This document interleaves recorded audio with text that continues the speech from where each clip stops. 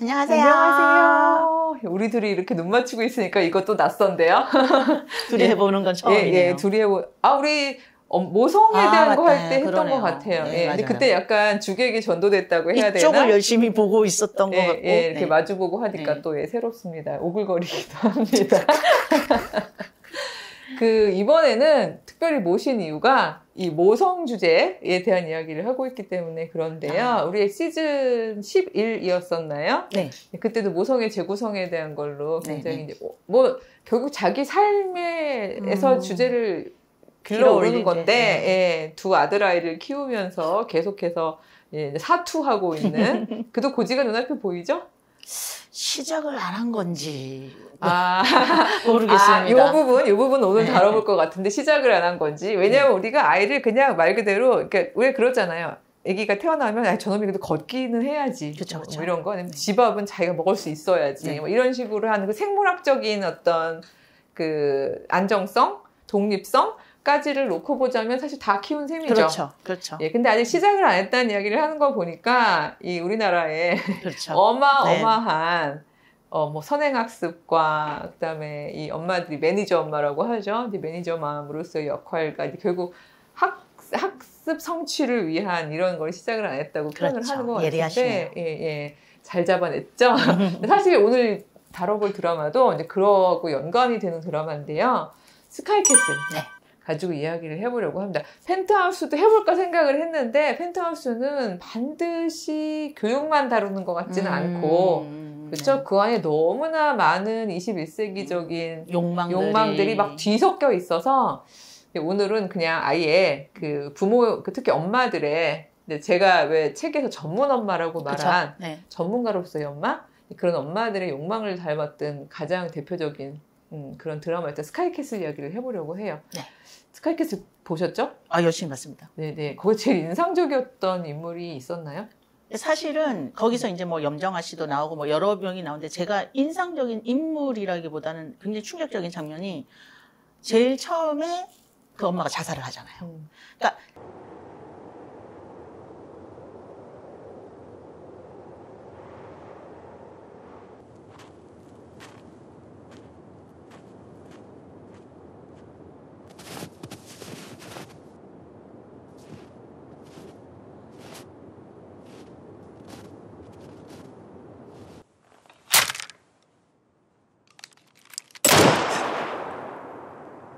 자식이 그러니까 이제 공부를 되게 잘해서 자랑스럽게 해서 막 이제 파리 하면서 막 이렇게 막 하고 파티도 어디를 갔죠? 서울의대를 갔죠. 서울의대. 거기 자체가 그 서울의대를 목표로 하는 그렇죠. 그리고 막 이제 굉장히 우리나라 같지 않게 막 다 이제 드레스업하고 해서 우아하게 하고는 자살을 하잖아요. 또 이만한 긴 총으로. 그러니까요. 그러니까 이게 굉장히 말이 안 되는데 굉장히 현실적인 게 어떻게 아무리 자식이라는 거 원래 부모 뒤통수 치려고 태어나는 것도 있는데 어떻게 그렇게 전혀 이제 공감하지 못하시겠지만 좀 이렇게 항상 내 마음에 들 수는 없는 거고 자식이 죽은 것도 아니고 그냥 그랬는데 그게 자살까지 할 만한 일이야?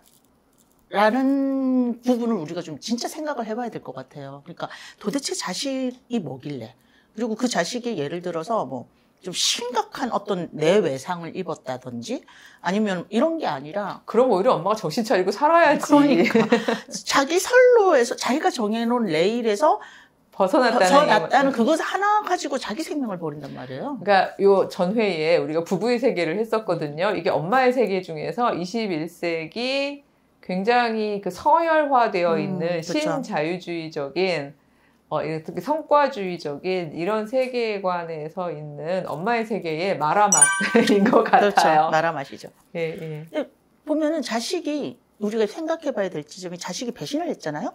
아빠는 안 죽잖아. 그러니까 엄마가 죽잖아요. 엄마의 세계는 온통 그냥 걔밖에 없는 거예요. 자식이니까. 근데 이게 자식한테 절대로 좋지가 않아요. 그렇잖아요. 그치. 근데 그게 이게 두 가지 방향이 있는 것 같아. 엄마한테 온전히 자식이 전체인 100%일 수 있는 방법 중에 둘 다 안 좋지만 이 자식의 의미망에 엄마가 완전히 포섭되는 것도 있지만 그 반대의 경우가 지금 이 스카이캐슬에 등장을 하는 거죠. 엄마의 의미망과 욕망에 자식이 그쵸. 완전히 포섭당한 경우들인 거잖아요.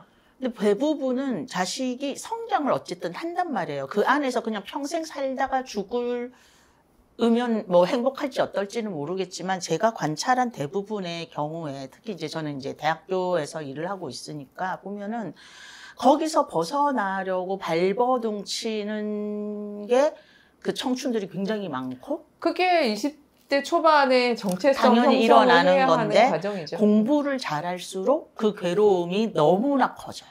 그리고 포기하기도 하죠. 알면서도. 그렇죠. 근데 그러니까 그래도 뭐 나를 위해서 하시는 거니까 라고 해서 포기가 되면은 다행인데 왜냐면 뭐 이게 다행인지 아닌지 모르겠지만 다행이 아니에요. 50대에 터져. 그렇구나. 저도 뭐 40대 때 한번 해봤으니까 그러니까 차라리 일찍 터지는 게 더 좋을 맞아요, 수도 맞아요. 있고 터지는 거 너무 힘들어요. 그렇죠? 네. 근데 이제 그 스트러글을 보면서 이제 재밌는 게 이렇게 말하면 조금 그런데 공부를 좀 적당히 잘한 사람은 조금 더 해피해요. 그런 부분에 있어서. 잉여라고 나는 얘기를 하죠. 내 존재에 잉여가 있는 친구들, 그리고 엄마하고 나 사이에 그 틈새, 갭이 있는 친구들은 그게 가능하죠.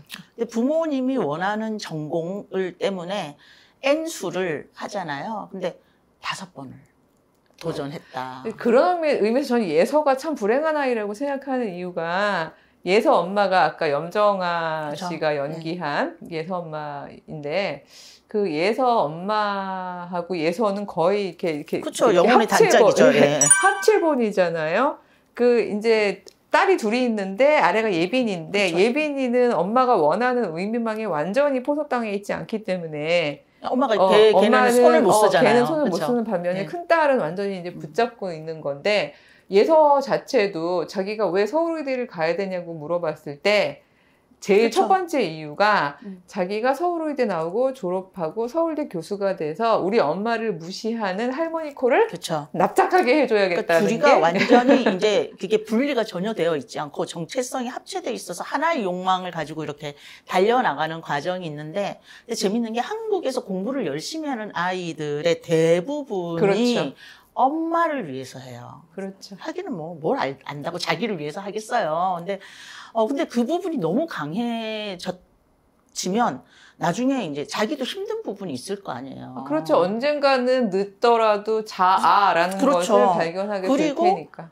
대학교까지 가면은 그다음부터 결국 자기가 해나가야 되는 부분이 있고 엄마는 떨어져 나가고 싶지 않겠지만 어쨌든 이렇게 조금씩 바뀌는데 거기서 굉장히 힘들어요. 안 떨어지는 엄마들도 많아요. 그렇죠. 예, 사실 회식 때 전화번호 제 친구들이 지금은 이제 다 회사 다니는 친구들은 중역이기 때문에 전화 받는데요. 우리 아이 매운 거 못 먹는데 지난번에 회식을 그게 매운 거 먹는데 갔냐. 이번에 내가 쏠 테니 어디 가라 예약해놨다. 뭐 이런 엄마부터 시작해가지고 그러니까 전문 엄마는 그야말로 그 아이의 존재 자체의 인생 끝까지를 그냥 본인이 아마 이 엄마가 죽기 전까지는 그렇죠. 예, 그래서 쭉 가려는 것 같고 그래서 아까 학생들 가르쳤다는 얘기도 하셨지만 저도 그러니까 제가 이제 교양 수업할 때 항상 1학년 학생을 맡으면 나의 20해는 하고 이렇게 빈칸을 주고는 한 문장으로 만들어 보고 A4 용지 한 장 정도에 이제 그걸 설명해 봐라라는 이제 과제를 내줬었는데 너무 인상적이었던 게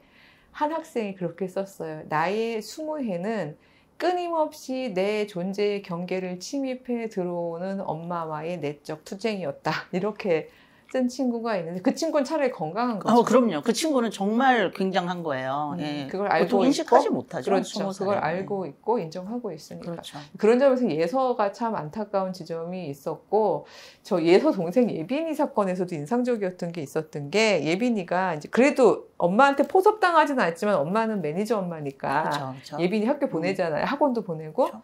근데 학원 스트레스를 참을 수가 없으니까 이 친구가 편의점에서 몰래 과자 봉지를 훔쳐가지고 그거를 이렇게 왜 학원 옥상에 올라가서 먹는 게 아니라 그걸 발로 빵빵빵 터트리면서 스트레스 해소를 하거든요. 이걸 지나가던 우주 엄마가 봤어요. 예, 우주라는 애네 그쵸, 엄마가. 우주가 예, 있죠. 예, 예. 네. 그러니까 그 엄마 입장에서는 너무 기가 막히고 이거는 시정되어야 된다고 생각하니까 이제 예서 엄마한테 그 얘기를 하죠. 근데 그때 전 예서 엄마의 반응에 굉장히 놀랐거든요. 혹시 기억나세요? 그건 기억이 안 나요. 그때 예서 엄마가 오히려 왜 남의 집 일에 참견을 하냐. 우리 예빈이는 스트레스를 풀고 있는 거다. 결코 도둑질을 한 게 아니라 스트레스 해소를 하고 있는 거고 내가 그 아저씨한테 충분히 페이하고 있으니까 네가 참견을 하지 말라고 그래요. 그러니까 알고 봤더니 편의점에 보면 이렇게 동그란 그 보이는 CCTV 미러 있잖아요. 미러. 그렇게 그 아저씨가 보거든요. 애들이 훔쳐가는 걸. 근데 또 가만히 있으셨는데 이유가 있더라고요. 그러니까 엄마가 돈을 다 주는 거예요. 우리 아이가 스트레스 해소하는 거 놔둬라. 네가 뭔데? 쥐뿔 아무것도 모르는데 뭔데 나서? 남의 물건에 손대는 버릇을 냅뒀다가 우리 예빈이 도둑질을 한 게 아니라 스트레스를 푼 거야.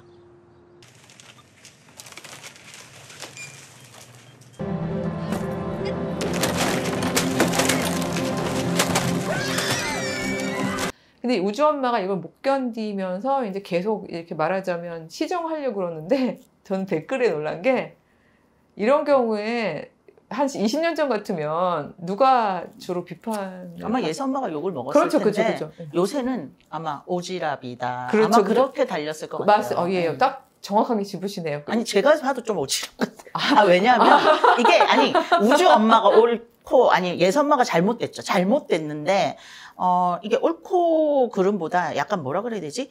어떤 이웃이 참견할 수 있는 바운더리가 더 강해졌다? 최근은 참견할 수 없는 바운더리가 더 강해졌다. 이런 생각이 들어서 이게 20년 전에 아이를 키우셨고 저는 지금 10년 전 예를 들자면은 그랬잖아요. 지금 그 맘카페나 이런 데서는 얘기를 안 해요. 그러니까. 네. 예, 그게 저는 전반적인 문화인 건 아닌데, 나 갑자기 이제 올드가 돼버렸네요. 왜냐면, 난 죄송합니다. 윤리학자인데다가 저는 그 우주 엄마가 그 극 중에서도 왕따가 되고, 그쵸? 댓글에서도 왕따가 되는 모습을 보면서 되게 슬프더라고요. 그쵸. 원래 아이는 이제 마을이 키워야 되는 건데. 근데 심지어 우주 엄마가 거기서 이제 더 미움의 대상이 되는 것 중에 하나가, 거기는 굉장히 그 스펙이 좋은 분들이 그쵸? 많이 와 있는데 우주 엄마 너무 당당하게 저랑 남편은 보육원에서 만났어요. 라고 이야기를 하고 네. 그리고 스스럼 없이 우리 우주는 학원 안 다녀요. 걔가 공부 그렇게 하고 싶지 않대요. 라고 했는데 명문 고등학교를 예서랑 둘이 공동 1등으로 들어가 맞아요. 버리죠. 그러니까 이렇게 돼버리니까 이제 더 좀 너무 비현실적인 것 같긴 한데. 근데 그게 완전히 비현실적인 것도 아닌 게 제 주변에 그런 학생이 있어요. 예, 있긴 있죠. 엄청 희박하게. 맞아요. 희박하게죠. 그러니까 결국은 그런 거죠. 그 경우는 어떻게 보면 우주 엄마가 여러 가지로 밉상이죠. 국민 밉상이 될 수 있는 모든 요건을 갖춘 게 맞는데, 사실은 그렇지 않음에도 불구하고 예를 들어서 1등으로 왕가고 공부를 못해도 역시 욕은 먹을 거예요. 그러니까 학원에 안 보내니까. 그래서 아까 시작도 안 했는지 모르겠지만 네, 맞아요. 예리한 얘기가 나오는 겁니다만 저는 이런 현상에 대해서 제가 우주 엄마의 오지랖인지 모르겠지만 저는 이런 모든 것들이 결국은 한 생명에 대한 굉장히 그러니까 탄생부터 시작해서 가장 오래된 가장 영향력 있는 가스라이팅이다. 그럼요. 라고 생각이 좀 들거든요. 왜 자식이 부모의 트로피가 되어야 되는가라는 질문을 해야 되는데 그걸 너무 당연하게 여기는데 특히 한국이 그런 정서가 강한 게 Dear My Friends라는 드라마에서 고현정이 딸로 나오고 고두심이 맞아요. 엄마인데 어렸을 때 아빠가 바람을 피운단 말이에요. 네. 근데 그 고두심이 고현정을 데리고 음독 자살을 하려고 하는데 그걸 고현정이 기억을 하고 있는 거예요. 어렸을 때 그러니까 기억을. 그러면서 다 커서 그 얘기를 40 정도에 꺼내놓고 막 발악을 하면서 내가 왜 엄마 거냐고. 근데 정말 그때 엄마가 그러잖아요. 네가 내 거지. 그러니까요. 그럼 너가 누구 거냐. 맞아요. 이렇게 그러면서 서로 나는 내 건데, 엄마는 너는 내 건데. 근데 이게 그 정서가 스카이캐슬에서도 너무 확연하죠. 사실. 그러니까 두 가지가 다 있는 것 같아요. 그러니까 우리나라 유교 문화가 가지고 있는 뭐 신체 발부, 네, 수지부모, 막 이런 식으로 결국은 부모의 소유물이라는 그 생각 하나에다가 어떤 21세기적인 어떤 성과주의적인 그런 어떤 문화 속에서 결국은 그 사적인 가정 안에 갇혀 있는 여성들이 본인들의 전문성을 그렇죠. 아이를 얼마나 잘 키워내느냐. 아이들을 세상에 어떤 등급에 위치 지우느냐로 나의 성과를 가지려는 이제 그러니까 오죽하면 이제 애 대학 잘 보내놓으면은 애미야 수고했다 뭐 이런 말이 나오는 거고 아니, 성과급도 지급이 맞아요. 되고 실제로 굉장히 전문성이 높은 직업을 가지고 있더라도 자식이 만약에 공부를 못하잖아요. 굉장히 어떻게 엄마 노릇도 제대로 못하면서 네가 뭐 그렇죠. 이렇게 나오죠. 그러니까 참 이게 이 드라마 보는 교회 언니라는 시리즈를 하면서 마지막 엔딩을 어쩌다 보니 스카이캐슬로 하게 됐는데 너무 슬픈 현실이긴 한데요. 그러니까 좀 다른 관점들, 다른 삶의 선택들 이런 것들이 좀 다양하게 있었으면 좋겠고 그럼에도 불구하고 하나 꼭 공통분모를 가져야 하는 것은 그건 것 같아요. 절대 그러니까 우리 다 부모이기 때문에 나아지는 순간, 즉 그 탯줄이 잘리는 순간 그럼요. 나와 별도의 개체 생명이 되는 그 존재를 향해서 우리는 글쎄 이건 너무 센 얘기인지 우리는 책임과 의무는 있지만 저는 권리는 없다고 생각하거든요. 저도 그렇게 생각합니다. 저는 계속 이제 어차피 뭐 얼마를 더 해줄 만한 역량도 없지만 제가 굉장히 좋아하는 이제 유튜브 스님의 유튜브에서 이제 맨날 하는 소리가 교회 언니. 교회 언니는 교회 언니는 법문 들으면 안 돼.